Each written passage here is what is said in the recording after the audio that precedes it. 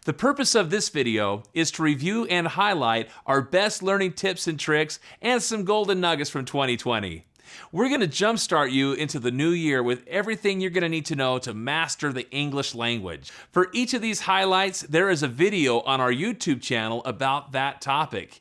If you're new here and want to learn more about one of the topics, make sure you check out the corresponding video on our YouTube channel. Now, let's get started. Find a voice in the crowd and live out loud. This year, we learned about common English phrases like, "You gotta be kidding me," or "Don't push your luck." Learning common English phrases will help you sound like a native English speaker, but that starts with understanding the phrases yourself. That was a fun one. We also learned about contractions, which is taking two words like cannot and making it into one smaller word or a contraction like can't. English speakers use contractions all day long, and there are so many. I'll, won't, don't, can't, you'll, and the list goes on and on. Also, who can forget our action verbs video where I acted out 50 action verbs like crawl, jump, clap, and wave. Yeah, I might have made myself look like a fool on that one, but all for the greater good, right? We learned that idioms are expressions or phrases that are figurative, like "it's raining cats and dogs," or "hit the nail on the head." These are expressions that often confuse non-native speakers because they take them literally instead of figuratively. Cats and dogs cannot fall from the sky. Idioms are figurative speech. Do you remember what a homonym is? A homonym is two words that sound the exact same but have different meanings, like ate or ate. Ate being the past tense of eat and 8 meaning the number after 7. Same sound, sometimes even the same spelling, but very different meanings.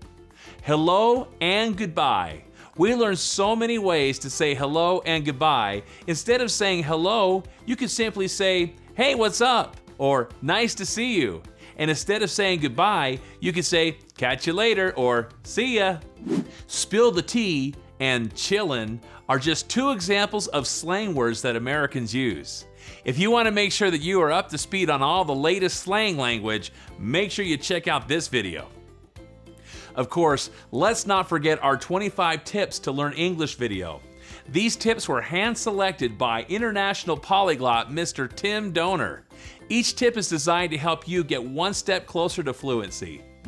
Clothes, Island, and Wednesday. We talked about commonly mispronounced words that even native English speakers sometimes get wrong, so don't feel bad if you aren't pronouncing them correctly yet. We learned alternative phrases to saying, "I'm fine," "Thank you," and "you." One of the most dead giveaways that you are not a native English speaker. These phrases help you answer the question, "How are you?" so you'll sound just like a native. Do you know the difference between accept and accept? How about advice and advise? We covered 16 pairs of words that are often confused in English. You'll never get these words wrong again with this video. We also learned about colors, the names of sports in English, vocab words at the park, vocab words for Christmas time, talked about Christmas traditions, listed items found around the house in English, and learned how to say 101 of your favorite foods in English. And lastly, when I had a showdown with our cameraman, Mr. Nate Terry, in a song association challenge, do you think I beat him? I think I did. You check out the video and learn some English through music.